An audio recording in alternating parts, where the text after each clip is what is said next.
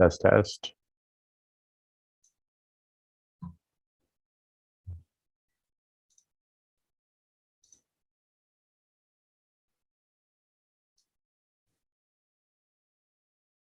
Test, test.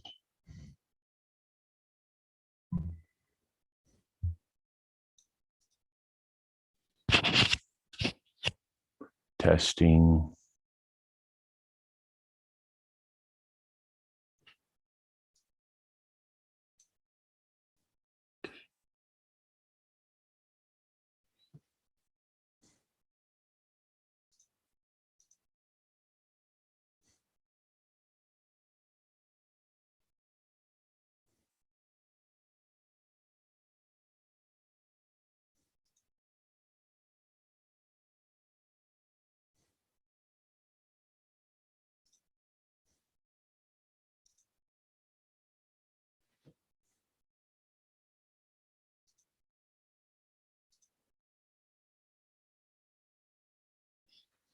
Hmm.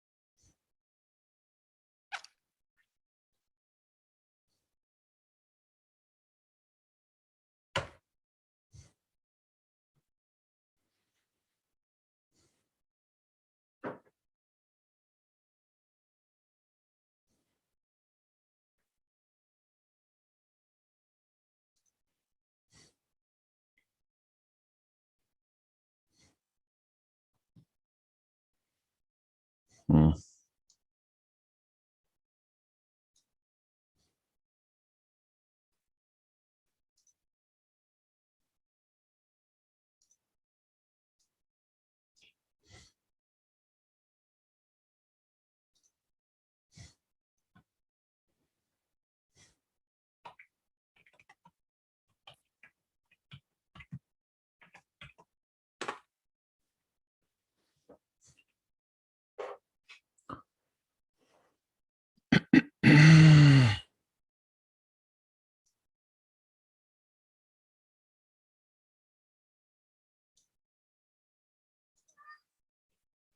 We did. What's the matter, Rim?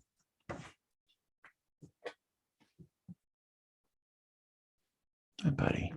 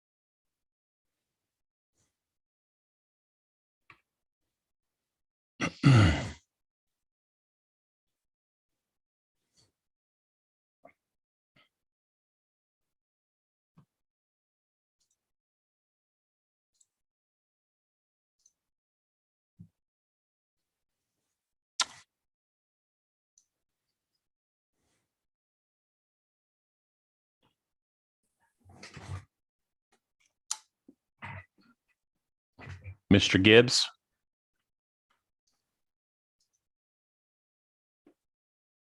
Mr. Gibbs. Yeah. Can you hear me okay? I can. Okay, guys. For some reason, my I can't see you though. Yeah, my There you are. on, but that one isn't. I want that one on. You broke your camera. Yeah. No, I didn't. With a mug like yours, it's easy to break cameras. I bet you're replacing them all the time, huh? Yeah, thanks a lot. You all right? I will hold that for future reaction. Okay. Well, you know what? I'll just get rid of that Where camera. did I- Use this. Use the one that comes with the computer. For some reason, it's not turning on, and that's okay. This one will work. You all right, man? You look a little flustered today. No, everything's good. I was just up in your neck of the woods, though. Really? Yeah, I had to drop off a check at the station, radio station. Oh. And I went to the Walmart up there. What is that?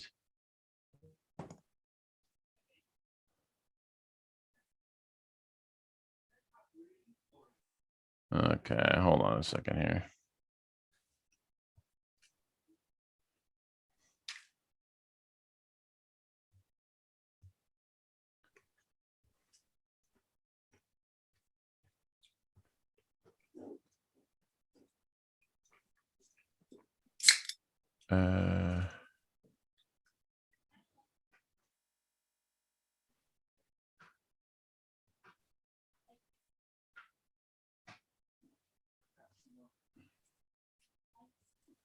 I had to get rid of a spammer. Troublemaker, huh? Troublemaker, or like, oh, we have sexual stuff for you to kind of spam. No, it just it was somebody just spamming the chat with the same thing over and over. And over and over and over. But whatever.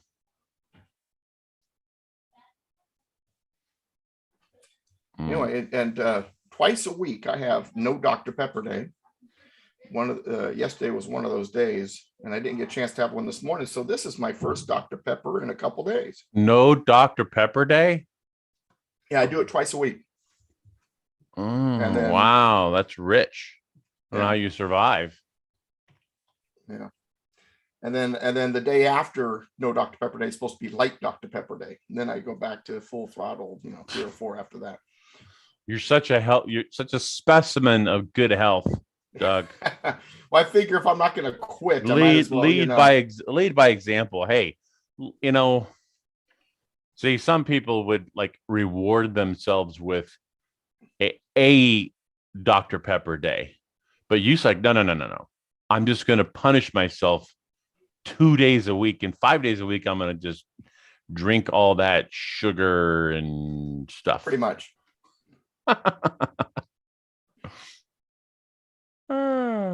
We are, how many we got? 20 watching. It's a little slow today. Well, it's right before Christmas. This is true. Everybody's shopping. This is true. Yeah, this is true. Dr. Gross. Tracy says Dr. Pepper, gross. That's the only soda I'll drink unless it's a root beer float. I will not drink Pepsi, Coke, or especially the clear ones like 7-Up and stuff. Ugh. Really? Oh yeah, those are gross. They're almost as sickening as chocolate. Chocolate. I hate chocolate. Well, I shouldn't say I hate it. The real dark, not so sweet chocolate, I don't mind if it's like with something else. Like, so you don't like milk chocolate? You don't like milk chocolate? I tend not to. There's a couple of things that have milk chocolate in them I will eat, but it's because it doesn't taste like just milk chocolate, like Reese's peanut butter cups. But for the most part, yeah, I'm not a fan of milk chocolate. Reese's peanut butter cups, huh? Can't stand milk chocolate, liver. Love liver. I can't stand liver. And the Brussels sprouts, not a fan. And it all depends on how you. But I think the thing I hate the most of all of these things is fried chicken. So Tracy says beer is her soda.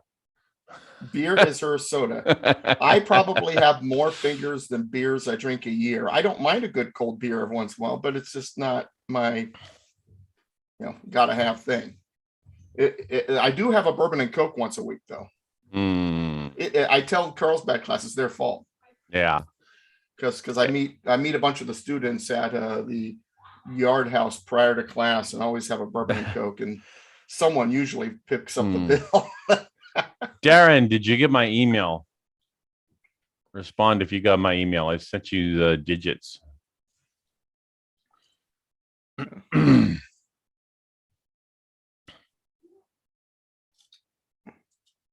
Yeah, well, because I was up in your neck of the woods, I didn't get home until just a little while ago. So I just now, like 10 minutes ago, sent out an email reminding my peeps about this show. Well, why don't we go ahead and get started? It's probably going to be a light day today, but we go ahead and get started. We're a little bit tardy now, but today we are back in the Constitution, going through legislative powers, Article 1, Section 1. So Section 1. Last week we did the preamble, and today we are diving straight into Article 1, Section 1. This is one of my older pocket constitutions. Can you tell? Wow, that thing is this one a lot. I have one that's mine isn't as nearly as beat up as yours. Well, a true constitutionalist has a few like this. Yeah, it's like having a library with nice pristine books that never get read. You got to dig into them. You got to bend the bindings. Mark them with notes, all that stuff. All right, good to see you guys. I got my Constitution Association shirt on today. Has a cascading "We the People" and the Constitution on the back. I'm not going to turn around and show you because I might miss the mark a little high or low. But it's good to see you guys. I want you to do me a favor, those of you who are watching, two things. Number one, help us promote this while the Scott McKay audience gets a note through Telegram whenever we're on each week, and I send out an email when we're on each week. If each of you also said, hey, man, there's this great guy that we watch online that goes through the Constitution, you ought to check it out too, and you send out the emails, it really helps. That's number one. Number two, my latest book is available on Amazon. It will be available on my store, on my site, first of the year. Or if you're local and you see me at classes or whatever, I will have copies of that book within the next couple of weeks. And it's called Creator. So the new book is out, and it is available on Amazon as of yesterday morning. And Creator is about 150 pages. It explains why we need to be a godly nation and why we need to, well, do the work to restore this. And what are the steps? What do we do? How do we get there? And Creator goes through all of that. And so my latest book finally, and it's been like 2.5 years or 3.5 years, something like, since I put out a book. I was putting out one a year there for a while. And the last one's like this big, giant, fat one. And I don't know, maybe that just wiped me out enough that took me a long time. But we now do have a new book, Creator, which is available. All right, that said, Article 1, Section 1, now that I'm done promoting myself or advertising myself or something like that. Article 1, Section 1 of your pocket Constitution or Constitution in a book, whichever you have. If you don't have one, no problem. Go to douglasvgibbs.com and go to the education page, and you'll find the documents. There's a Constitution online there. I'm actually working on updating that site too. It'll be much easier and better to navigate. It's easier now, but it'll get even better in the next couple weeks. Article 1, Section 1, all legislative powers herein granted shall be vested in a Congress of the United States, which shall consist of a Senate and a House of Representatives. All right, let's break it down. All. First word, all. I know it's shocking. When I'm in my classes, I ask the question, what does all mean? And it's interesting because more often than not, the classes pause because they're not sure how to answer. They think it might be a trick question. Does all mean something I don't know? No, all means all. I know it's a shock. I know it's unbelievable, especially with the political people we have out there. All could mean anything with those people. All means all legislative powers. So now we have to break down what are legislative powers. Better yet, what are the powers of government? You have legislative powers, you have executive powers, and you have judicial powers. Those are the three branches. Those are the three authorities or powers that our government has. So legislative powers, executive powers, judicial powers. Judicial powers would be the power to adjudicate, to apply the law, and to give punishment for breaking the law. That is judicial powers. What is executive powers? Well, the word executive helps us with that. It's to execute the laws. So the job of the executive branch is to make sure the laws are executed. I don't like the word enforced. I don't think that the founders intended for the word enforced to be made, because the president isn't a ruler. He's an executive who executes the powers through him, the departments, and the agencies. Then we get to legislative powers, our topic today. What are legislative powers? Legislative powers are the most powerful powers in government. It is what government is all about, because government is there for one reason, the rule of law. So that we can be an orderly society, we will have somebody who is in charge of the rule of law. So the legislative powers is the ability to create law, to modify the law, or to repeal the law. So they are the makers and the unmakers of law and the modifiers of law. If all legislative powers, then according to this, belongs to the Congress, that means that the executive branch and the judicial branch cannot act legislatively, not legally anyway. So an executive order, for example, cannot make a law or modify a law or repeal a law. Now, that said, during the Obama administration, Mr. Obama issued over 400, geez, boy, that would be bad, 45 executive orders that specifically modified the Affordable Care Act. Most of them were dates. Oh, we don't want this date to apply. We're going to push it back a year. Certain mandates when they would be effective, things like that. But even changing the date is a modification to the law. It has to be done legislatively, because the executive's job is to execute the law, not make it, not modify it, not repeal it. And then you got your judges. You've heard of legislating from the bench. When they strike down a law or they modify a law through judicial rulings, then, or opinion, they are acting legislatively. What we have here when we separate the powers like that is a separation of powers. A separation of powers is an idea that is unique for the most part to the United States. This is not a new idea. It's been around a long time. Baron de Montesquieu, a Frenchman, wrote about it. He was alive in the 1700s, and the founding fathers, 1600s, 1700s, enjoyed his writings. He was popular. His writings were very popular in the colonies, not so much in France. And he wrote about a separation of powers. He said that a separation of powers is needed if you don't want the parts of government colluding with each other. He got the idea off of a guy named Polybius. Polybius goes all the way back to I can't remember now, it's like 400, 500 BC, Greek political philosopher. And he was an admirer and an observer of the rising Roman Republic at the time. And what he appreciated about the Roman Republic, or one of the things that they were trying to do, was a separation of powers. They didn't do it in the way we do it, not as effectively and not as thoroughly, but it was one of the components of their system. And Polybius then stated in one of his writings, the lawgiver should not be the lawmaker, and the lawmaker should not be the lawgiver.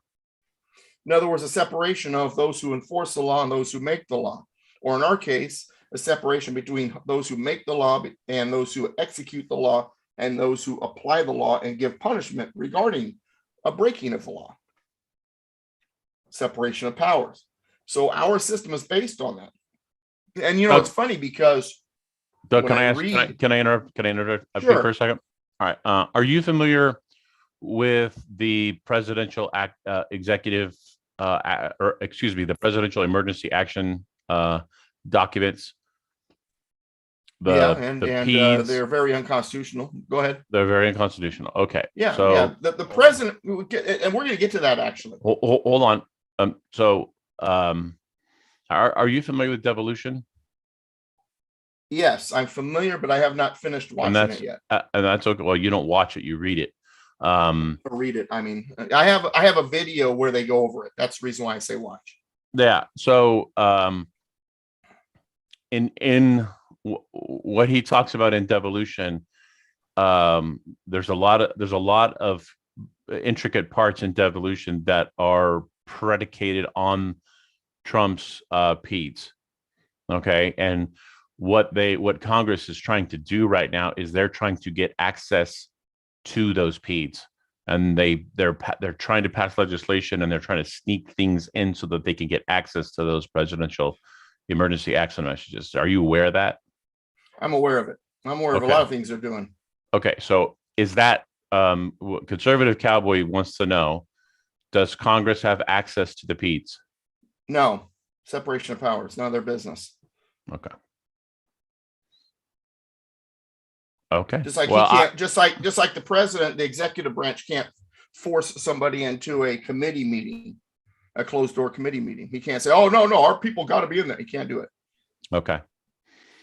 I had an idea you were going to say that about the PEDs being unconstitutional, but nonetheless, what he did, because the president and Congress have an allowance, according to the Constitution. Well, the Congress does, and historically, the president has carried this same thing, that they have a right to keep confidential what they believe needs to be confidential for the security of the country.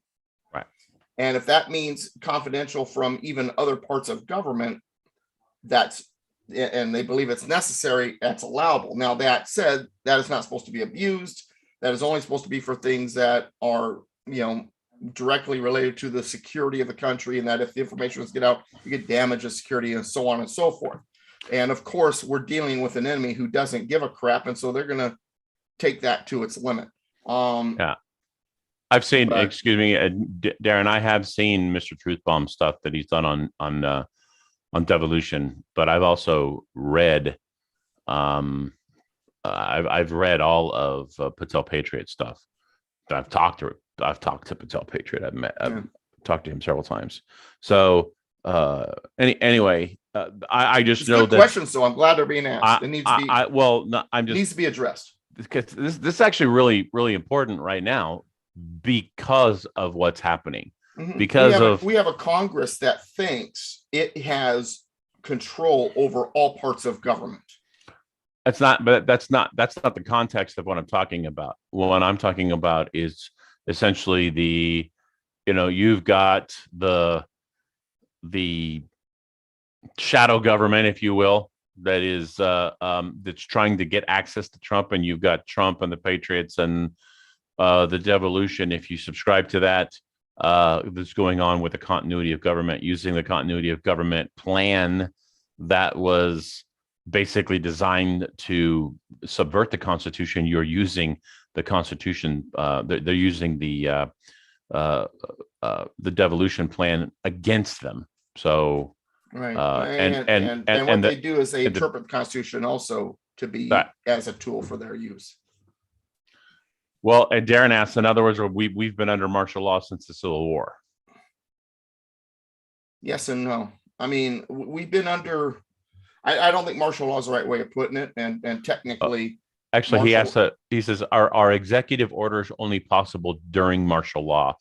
Executive orders can be given at any time. The question is, are they constitutional in the first place? Any executive order calling for martial law is not complete unless the Congress calls forth the militia to carry it out. The president can call for it all he wants, but it doesn't happen unless Congress agrees to put the militia in place to carry it out. Okay. Remember, we have a system where nobody can uniformly really do anything. Even when it comes to waging war, while I tell people the president can wage war without permission from Congress or without a declaration of war, he still needs permission in the sense that once he needs money, he still got to get Congress to give him the money for it. So everything has a second step, a check and balance, everything. There is nothing that can be done done without any other connection, checks and balance, whatever. That's one of the beauties of our system. We have a invading force that is taking the reins of our government, who believes they should be able to take these unitarian steps where they can, do whatever they want without any check and balance. That's the battle going on. Yes, that's right. So, no, I just forgive me for asking the long question. I just didn't know how familiar you are or were with devolution. Well, devolution has been put in front of me by a number of people. But I have not sat down and read what it is. I have videos that I've queued up that I've started to watch. I haven't gone through them. Of people talking about devolution. So that's the reason why I used view instead of read, but I know what you meant. Well, there's actually, if you go to devolution.link, all of his stuff is there, and he's got all 13 parts plus the addendums. And he actually has somebody who's gone through and read them for him. So you could literally listen when you're driving, which is one of the things that I do a lot of. Right. Yeah, that matter of fact, one of the things I'm gonna be doing with my store in the near future is audiobooks, because there's a lot of people have been asking for audiobooks in my books. Too. Yeah. For some reason nobody likes to read anymore. But anyway. And here I am talking about watching videos about devolution, so I'm just as guilty. All right. So all legislative powers belong to Congress. So once again, getting back to what we're talking about here. So, there's a separation of powers. So none of the branches are supposed to be doing each other's jobs. There's a word in here that helps slam that down, nail it down, staple it to the floor, whatever. So we have all legislative powers herein granted, herein this Constitution, granted, legally transferred. When it says granted, it means legally transferred. Legally transferred from who? The states. Legally transferred to who? We're talking about Congress here. So all legislative powers that have to do with federal legislative authorities, herein granted, herein given to the Congress by the states. The states had original authority over everything. They're giving this authority, this legislative authority over what they're authorized to make laws about, to Congress. It's granted, it's legally transferred, shall be vested in a Congress of the United States. Vested is the key word here. Vested means, number one, legally transferred. Number two, it's irrevocable. They can't give it away. So now let's go back to this idea of mandates. Let's go back to this idea of the powers that president may have in emergencies, and he can act legislatively when there's an emergency and stuff like that. There are no asterisks in the Constitution. It doesn't say unless something happens. All legislative powers herein granted shall be vested in a Congress. It is all legislative powers are given to Congress. They can't give it away. They can't bestow it on the president. It is theirs, and theirs alone. So the president can't say, "What's an emergency? I have legislative powers because it's an emergency." No, there are no asterisks. There is nothing in the Constitution that says unless there's a virus, or unless there's a climate change, or unless there's some other emergency. There is nothing in there that says that. All legislative powers, all means all of them, at all times, whenever, whoever, however, whatever the condition is, emergency or not, all legislative powers herein granted shall be vested in a Congress of the United States. Two houses, Senate and House of Representatives.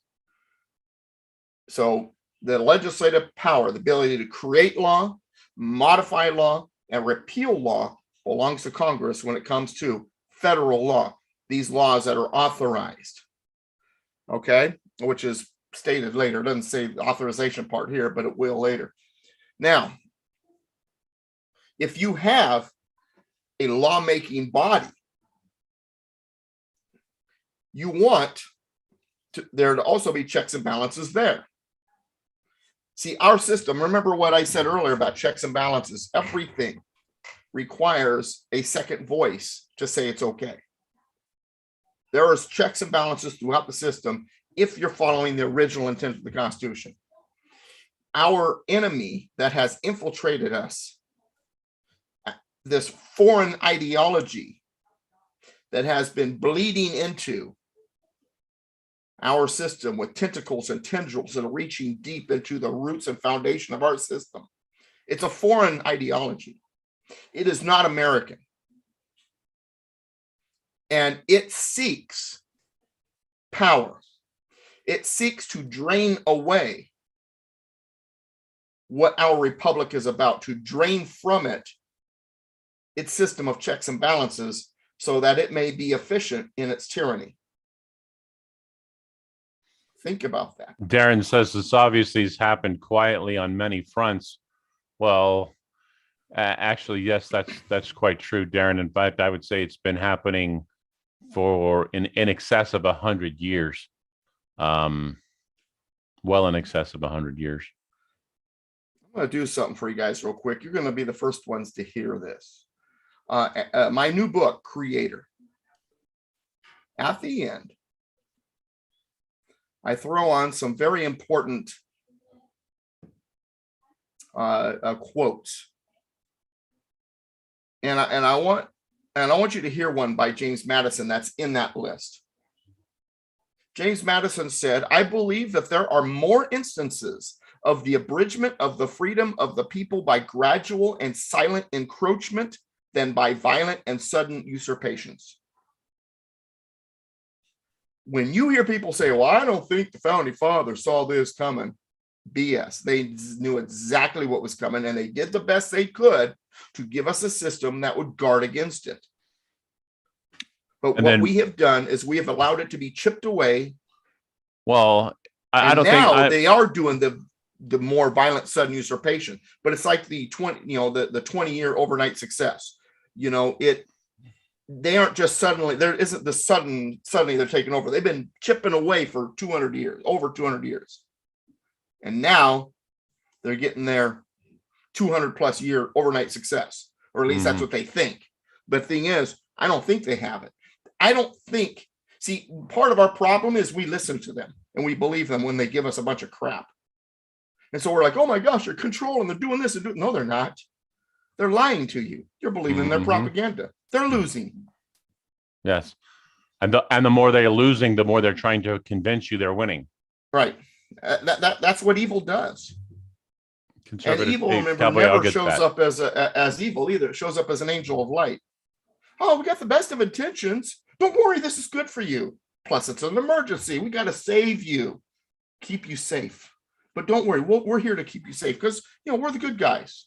Here's an interesting question. Where does the Constitution authorize political parties to run the general government? It doesn't, and they don't. They're not supposed to anyway. Political parties are a extra government thing. There is nothing in the Constitution that says they can't exist either, because they're outside the government. The political parties are not the government. Political parties are an external function to help promote candidates to be in government.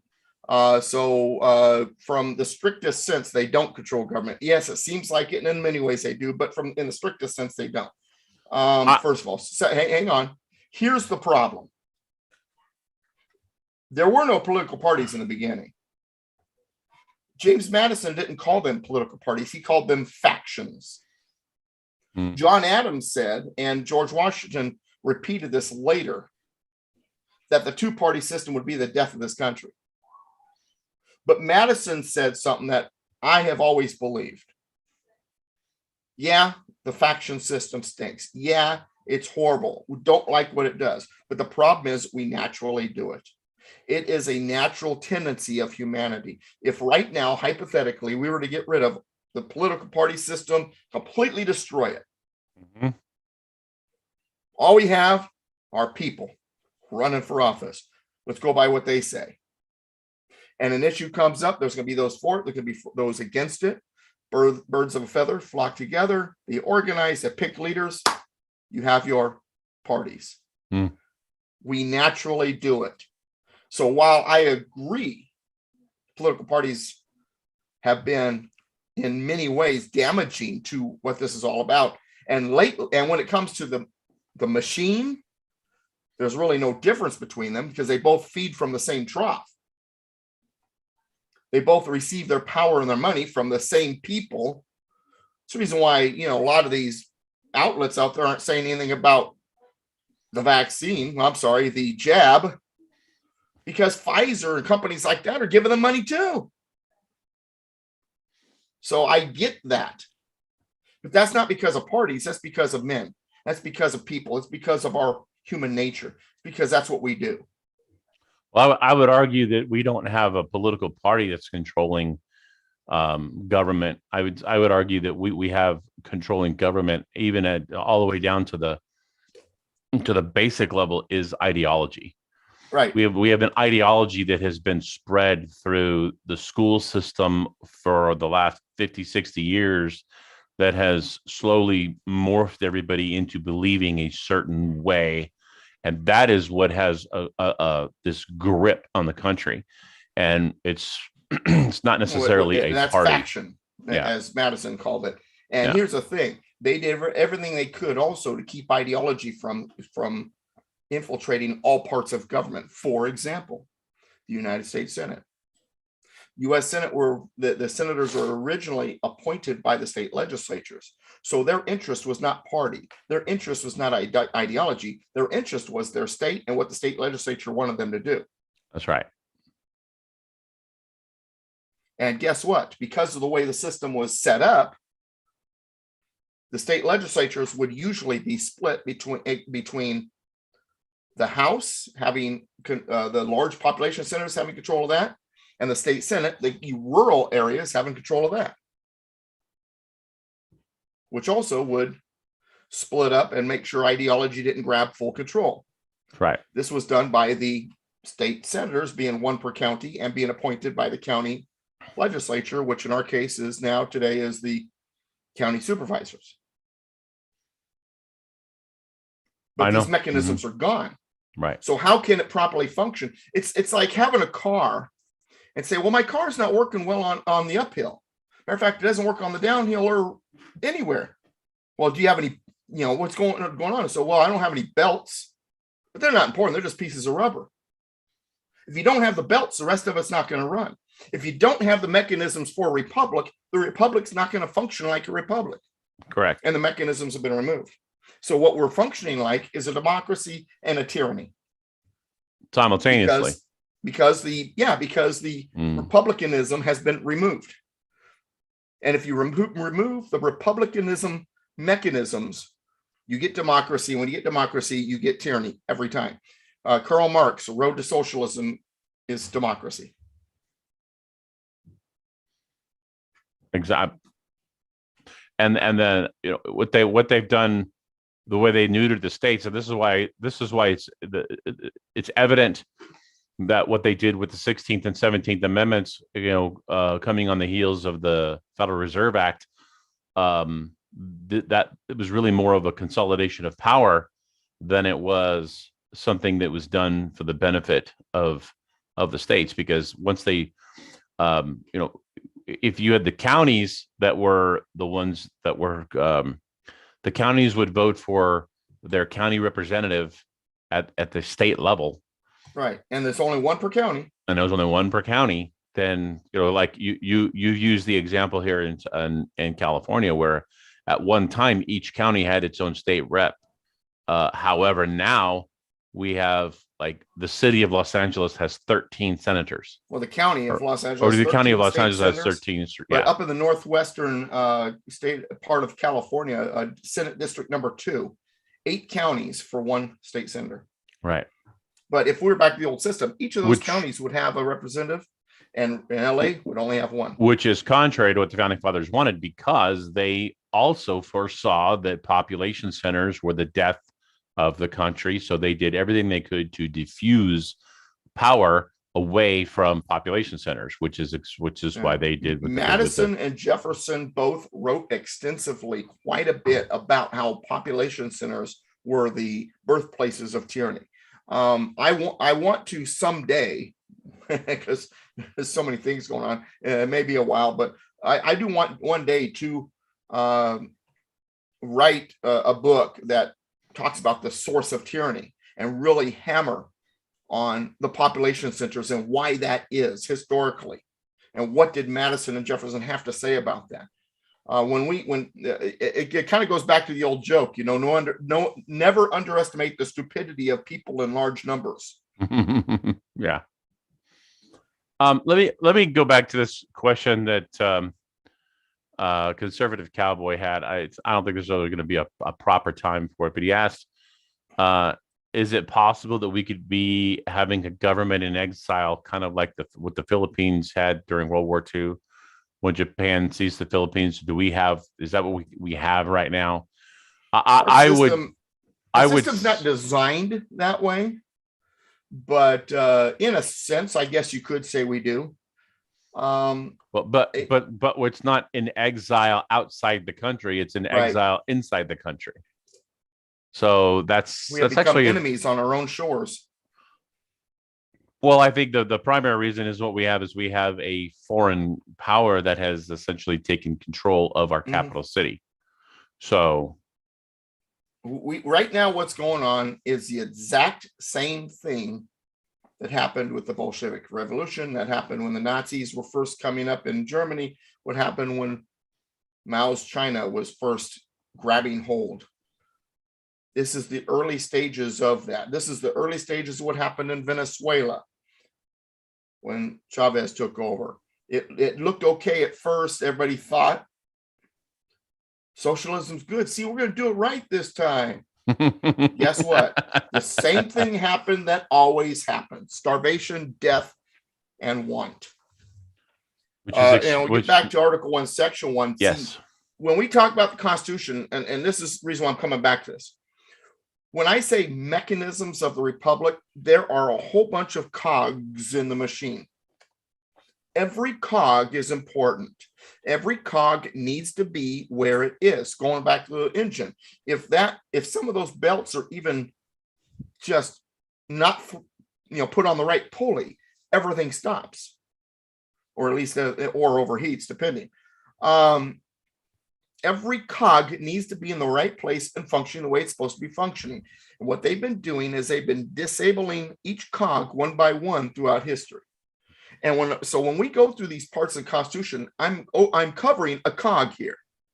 The legislative powers only belonging to Congress is one of those cogs. The fact that Congress has a bicameral Congress, in other words, two houses that are different from each other. One is the voice of the people. One is the voice of the people that have been appointed by the state legislature. So they're different from each other. That is an important cog in the machine. So when we talk about, well, can't we just fix this real quick? No, because we have all these little cogs. It's like dropping a puzzle. It's not going to be a quick fix. Every piece needs to be put back into place. However, what you'll notice about that puzzle that fell on the ground is that if the corners kind of held together and you kind of start from those, you get the big corners together, it'll be a little easier. So what are the corners, the things that we need to be in place so that the rest of the puzzle is easier to put together? Number one, we need to be a virtuous society. That's the first corner. Number two, we need to act like a republic. That's the second corner. Number three, the states have to hold their own, grow a pair. That's a part of being a republic too. That's a third corner. And the fourth corner is separation of powers. The parts of government only do what they're supposed to do. I believe those are all very important. There's more, but those I think are the top ones. Now, and when it comes to acting like a republic, the two key pieces of that is to repeal the 17th Amendment, get our Senate back to the voice of the states, and get the state senates back to the voice of the counties, which is the repealing the 1964 Reynolds v. Sims case, Warren Court. So those two, but we put those two pieces together, a whole bunch of the other pieces start falling into place. But we still got to put together the whole puzzle. So for those of you who are out there who think this is a quick fix, it can be a really fast, or a civil war will fix it, not so much. Well, we don't have that kind of time. We have to have that kind of time. We have to hold them off at the gate. We have to fight them tooth and nail to the very end, be it psychologically, spiritually, or physically. The war is on, and we must give ourselves the time to fix it, which means that we aren't the only ones that have to work on this. The generations after us have to too. Mm-hmm. That's why I educate. And that's why I get excited when people younger than me walk into my Constitution classes or listen online, because they're going to grab the baton down the road. They're going to have to fight for this too. And the problem is, what people don't realize is, and this is the toughest part of all, there's no end. It never ends. The evil always tries to do what it does. It's merciless, it's relentless, it's tireless. It never stops. It's like a rushing current under your boat on a river. That strong current that's pushing you down the river. It never stops. You might be able to get your motor going the opposite direction for a while, and you might be able to work your way upriver. But the moment you turn off that motor, the moment you stop that propulsion against that current, it will start taking you back down the river again. That's what this evil does. It's been around since the beginning. It's been around since the first government decided to form itself. It's been around since the first caveman decided to bop another one over the head with a club and said, "I have club, I am the one in power." And it's not stopped since. And these mechanisms I talk about in our Constitution, after all this history, were put there to mediate the problem, to lessen the problem, to make sure we get control of it and we push that boat in the right direction against the current. These are all parts of the engine, but the engine doesn't run if they're not in place. And you know what? In history, liberty is not the norm. Servitude is. Amen. That's true. Because liberty takes work. And to be honest with you, we're lazy. Well, and our laziness has been exploited. And Yes. Not only has it been exploited, our laziness has been we've been pushed to be more lazy than we normally are. We've been provided an enormous amount of entertainment, bread and circuses. And, shoot, in Rome, all they had was the bread and circus. Now we have television, we have tablets, we have phones, we have games, we have we have all kinds of things that you could do outside. Government and politics is boring. Well, when I was younger, I had all kinds of things to do too, except for they were outside. But the point I'm making is that they have made things like this not it's exciting. a Tytler cycle all over again. We've talked about this. For those of you who are not familiar, welcome to a very, very powerful piece of history. Those of you who have heard it, it's worth hearing again. The Tytler cycle. At this point, I wish I had a whiteboard behind me. I'd be drawing it. But if you want to look it up on your computers, Tytler cycle, Tytler. And what you'll see is a circle going clockwise with arrows. And at the very top, at the 12 o'clock position,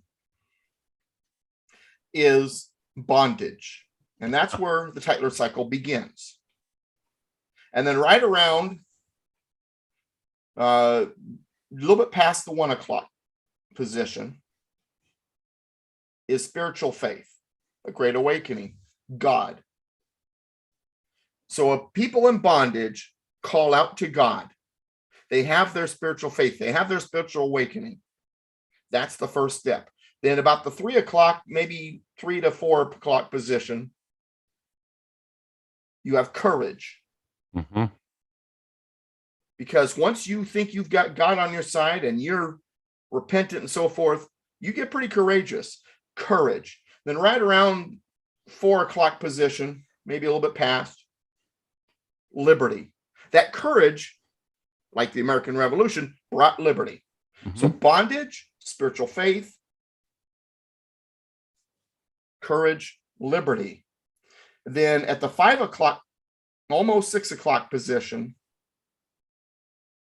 is prosperity, abundance. Because when you have a system of liberty that was achieved by strong men, you get abundance. The problem is now life has gotten easy and the men have become weak. And the people have become fat and happy. And so from abundance, just past the 6 o'clock position, getting close to the 7 o'clock position, you have selfishness. 8 o'clock, complacency. 9 o'clock, apathy. Somewhere between 10 and 11 o'clock, dependency upon the government.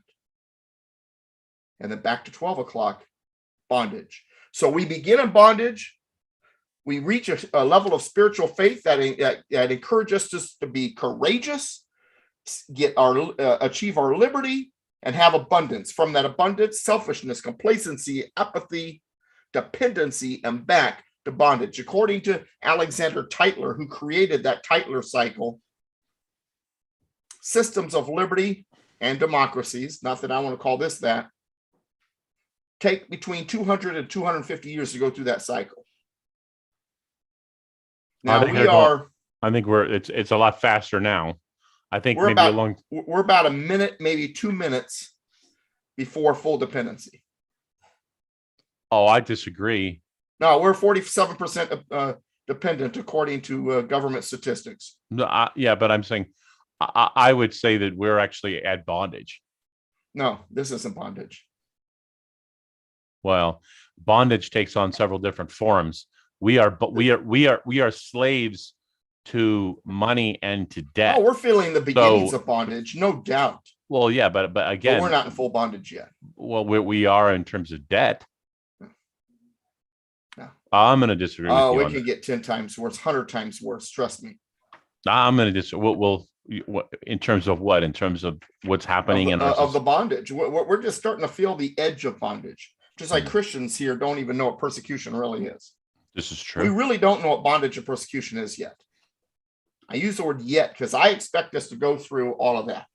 Now, I hope and pray that we don't, but I expect that we will.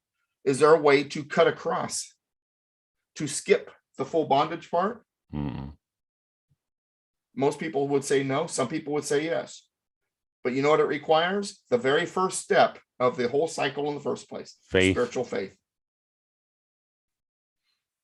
Because you'll notice, even according to Tytler, our courage and our liberty and our abundance doesn't happen unless we start with spiritual faith. If we can't get our spiritual house in order, how do we expect to fix things? If we've got one foot in the world, how do we expect to fix things? And I'm not trying to preach at you because I know not everybody believes the same faith that I believe, but I'm here to tell you, if we don't get our spiritual junk in order, if we are not right with God, the Creator, or the spirit out there, or whatever you believe, but if we don't have our virtuous house in order, we're not capable of the other stuff. So War Hamster is piping in. Okay. And he says that we already have medical apartheid and a class of people who are above the law. Sure. They haven't made it full on official yet. It's kind of official.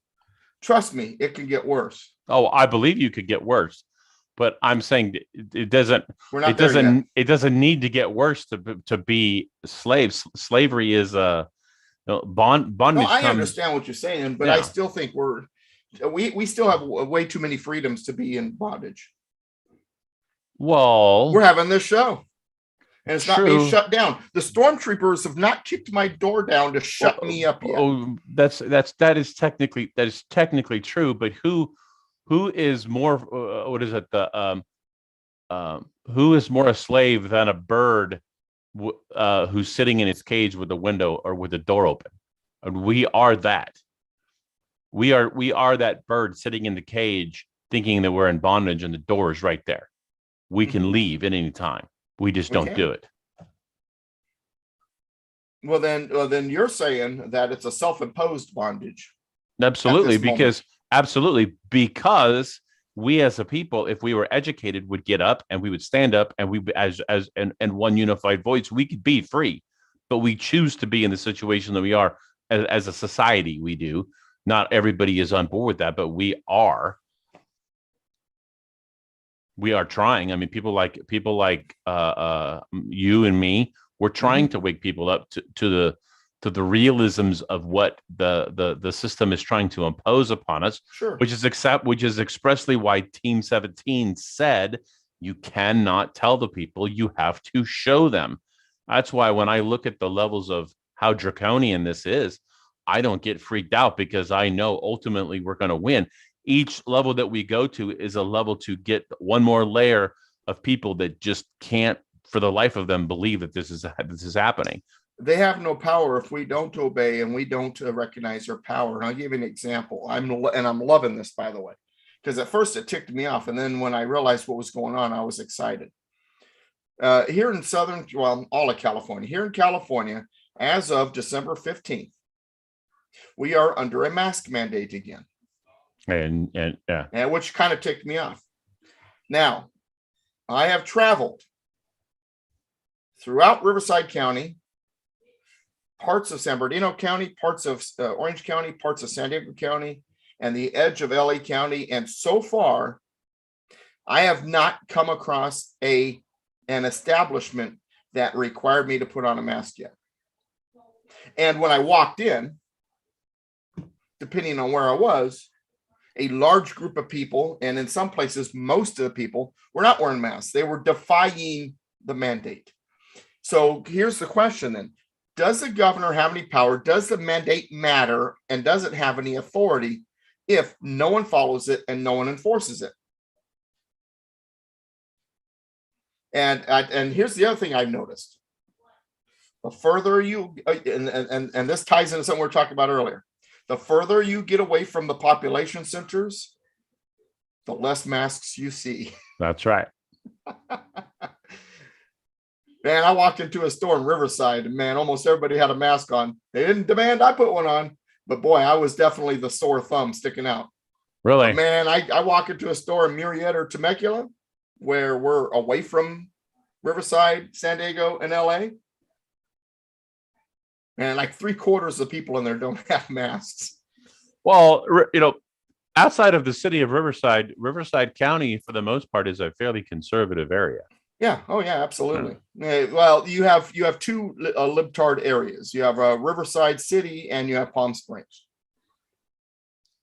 Okay, I'll give you Palm Springs, but I'll not just Palm Springs, but Cat City. But yeah, I'll give that.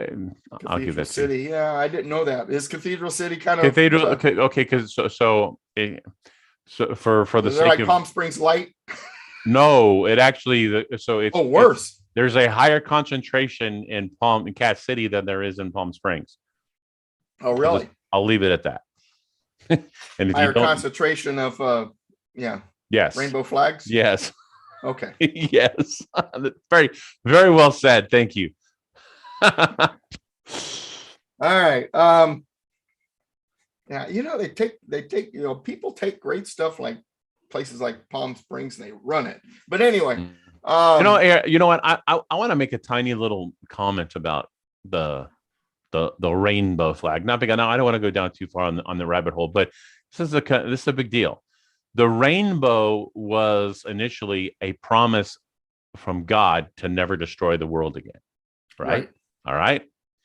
Now if you look at the colors of the rainbow, how many colors are in a rainbow? In the primary colors in God's rainbow is 7 colors. 7 colors. Have you ever counted the colors? Oh, yeah, I talk about this all the time. Yes, the colors and the flag of the rainbow flag are 6.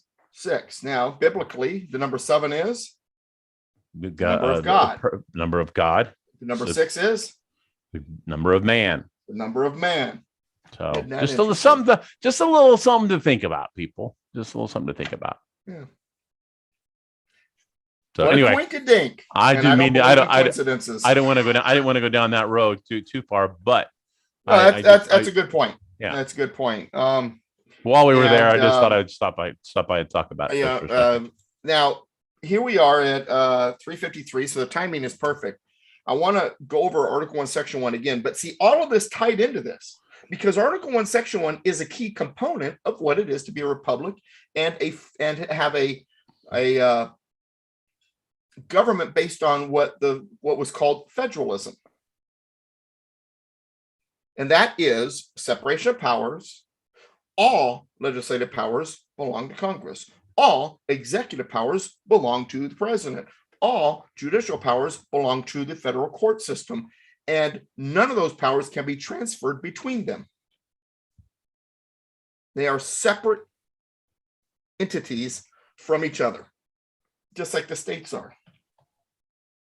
And if you want to get biblical about it, in the Bible, God is your king, your lawmaker, and your judge. Those are your 3 branches. Our 3 branches are modeled after the attributes of God. Three separate parts of one whole. Isn't that interesting? It's by no accident. That's exactly how the founders are thinking of it. So all legislative powers herein granted shall be vested in a Congress. All of them. Every last one of them. Legislative powers, power to create law, modify law, repeal law. All legislative powers herein this Constitution. All legislative powers herein granted, legally transferred.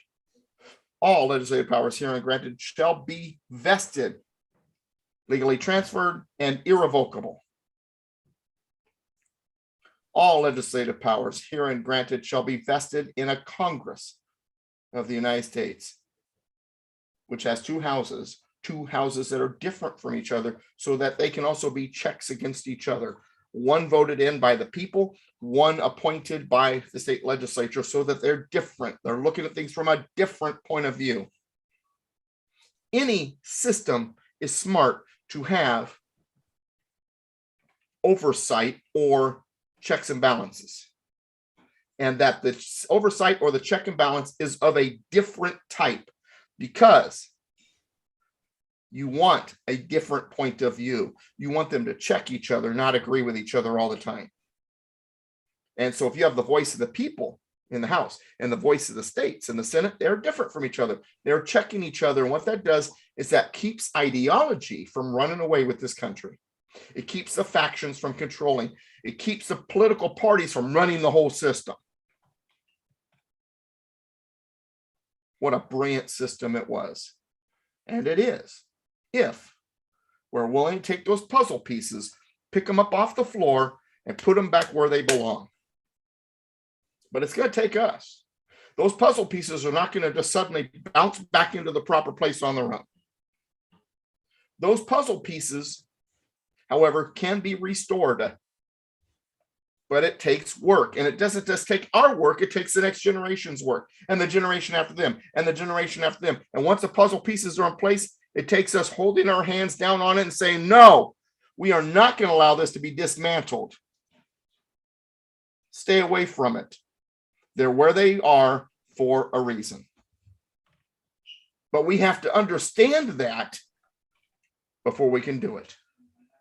And we have to be virtuous enough to understand that it needs to be done, that it's the godly thing to do, or the spiritually right thing to do. This isn't just political. I mean, if you want me to fight a war, I've got guns. But God said that the first war is a spiritual war. And he didn't give me a gun. He gave me a sword. Ephesians 6, it's called the sword of the Spirit, the word of God, the truth. Your best offensive weapon is the truth. It's more deadly, more powerful, more effective than any gun, missile, or bomb. Mm-hmm. What a great sword the sword of the Spirit, the sword of truth really is. That is what we need to be doing. That's the beginning. Yes.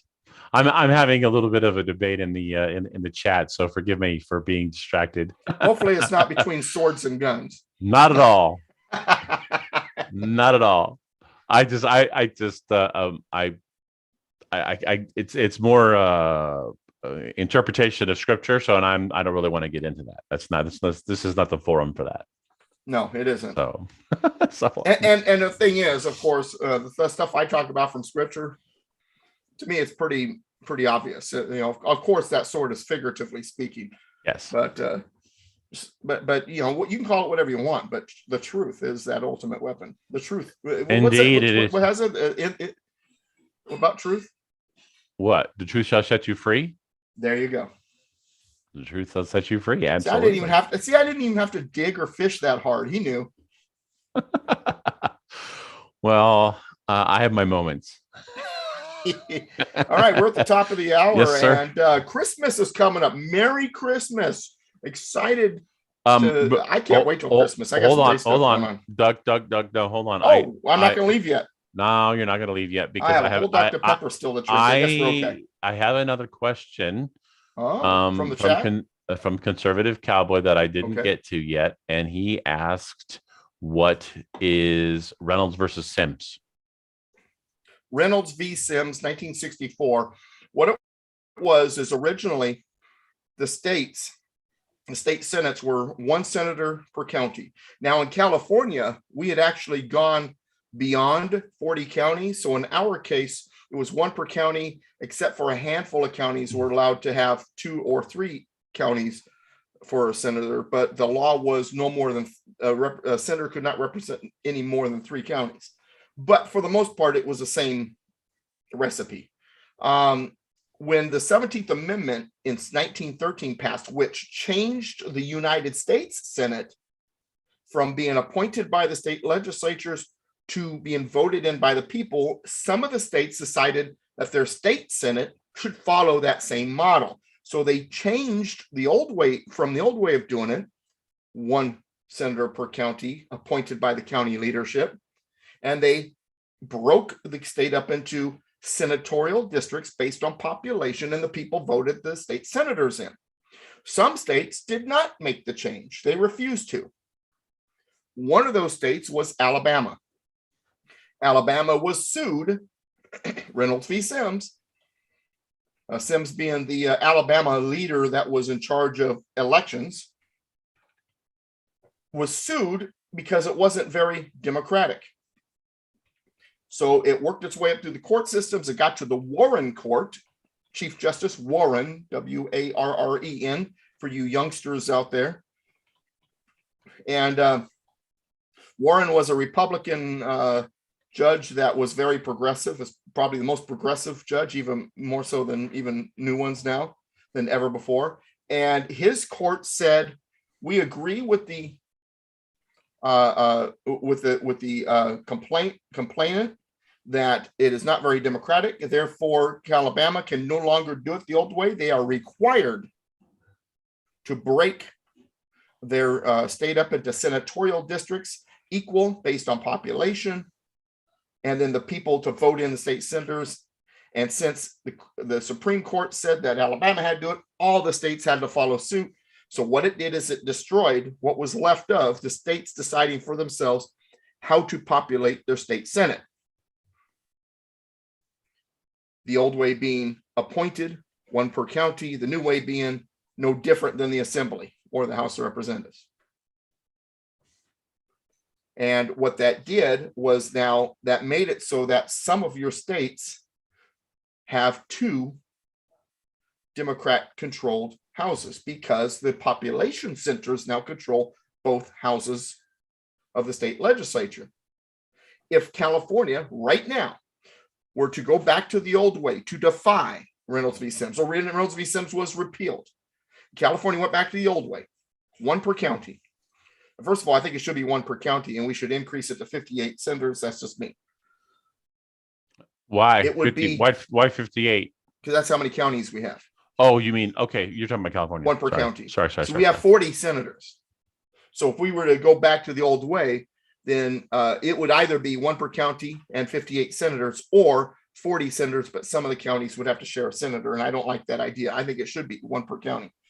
But what that does is that pulls the state senate out of the hands of the population centers and gives it back to the rural areas.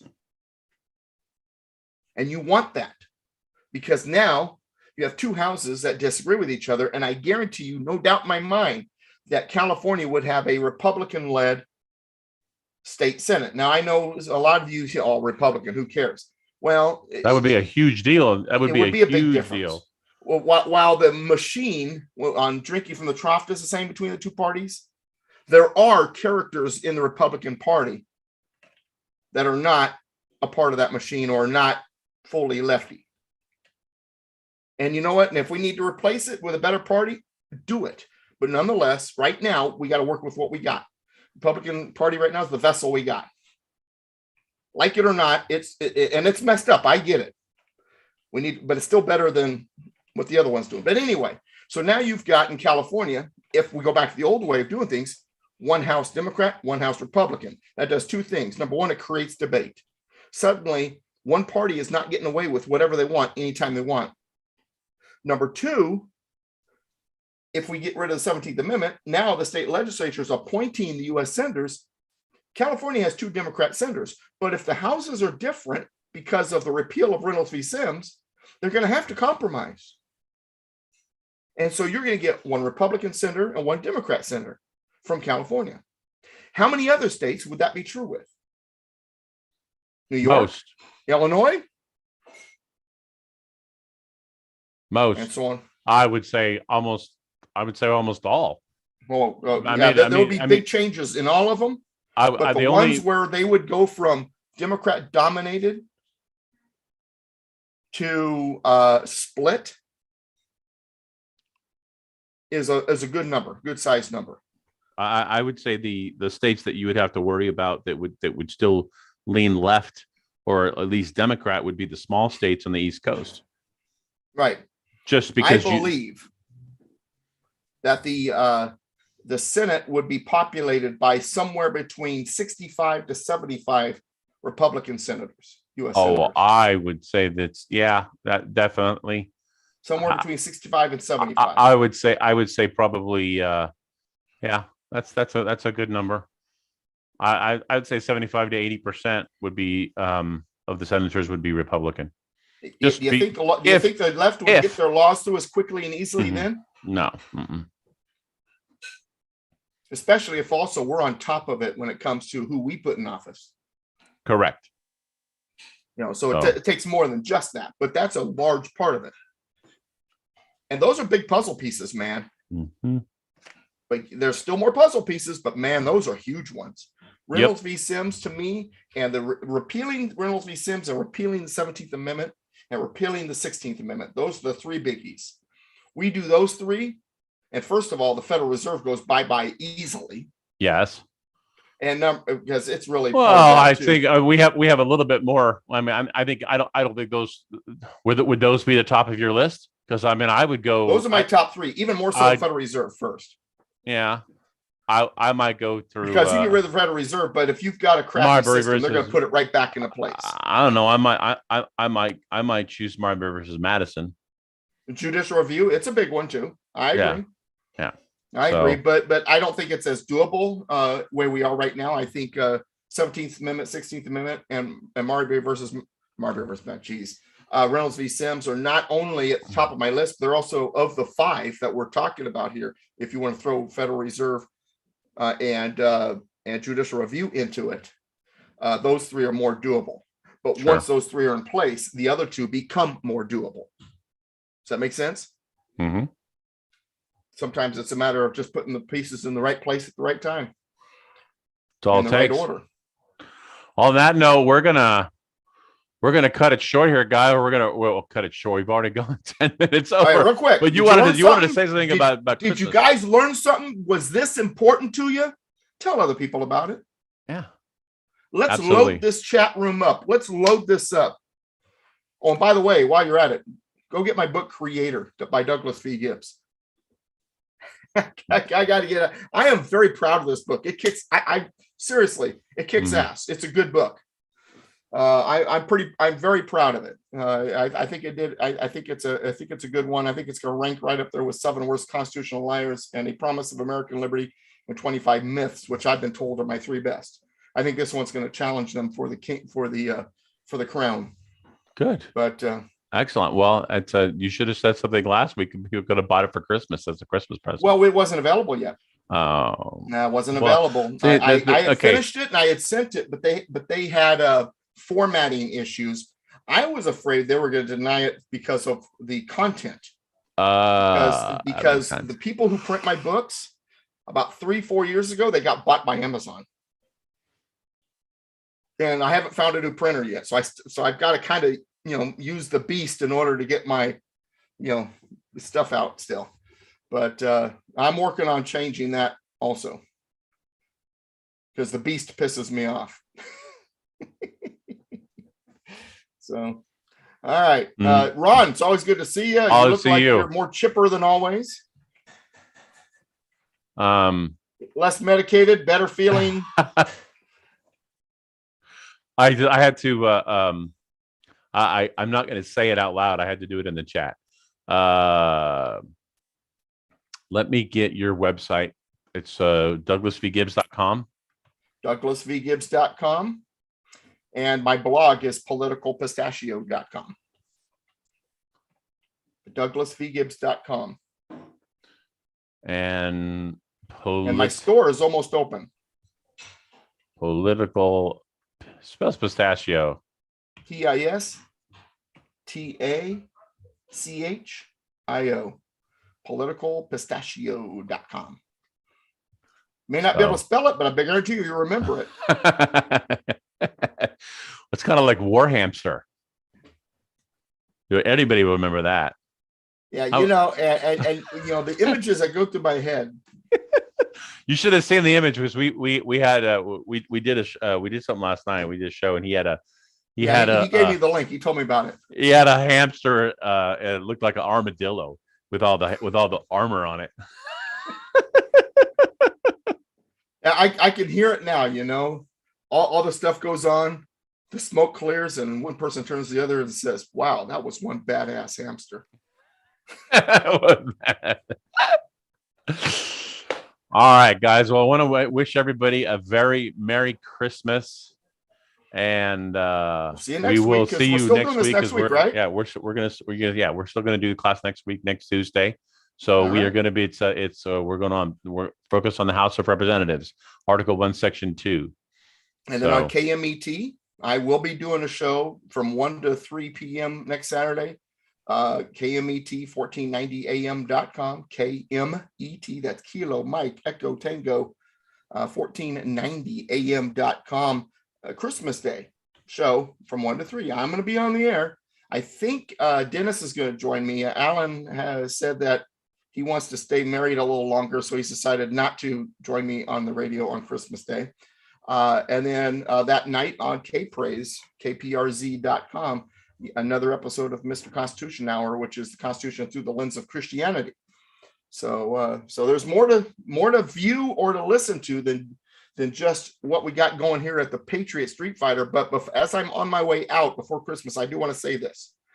Thank you, Patriot Street Fighter. Thank you, Scott McKay. Thank you, Ron Partain, for doing this. This is a very, very important part of my week, and I appreciate the opportunity to reach this audience.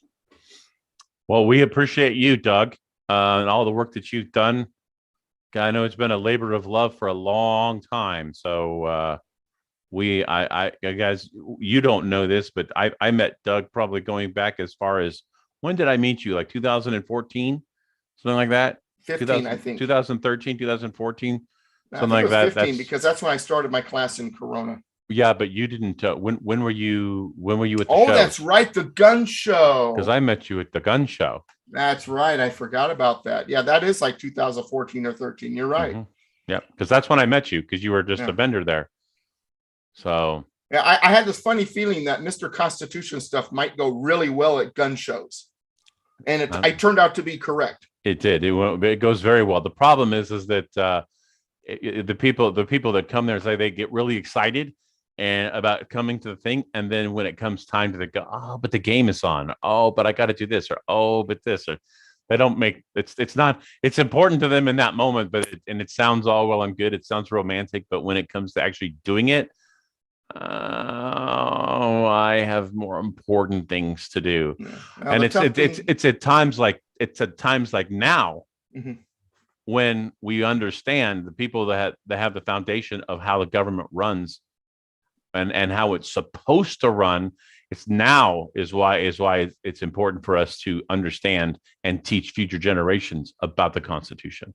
Yeah, the tough part for me too, when I was doing the gun shows, is the cost was usually equal to and sometimes greater than what my revenue was, and just I couldn't continue to do it. But there is this guy that does a lot of the gun shows that I've heard of named Ron, and every once in a while, in the past anyway, I have kind of piggybacked on his table, and I may start doing that again in the new year. We'll see how that works out. Well, actually, are you still doing the gun shows? I haven't yet. I'm waiting for all this stuff to blow over. I don't really have anything to sell. Okay, well, when you do, let me know, and I'll be there with you. Yeah. So, Excellent. All right, everybody. Guys, Appreciate you. Merry Christmas. DouglasFeedGives.com. And we will see you all next week.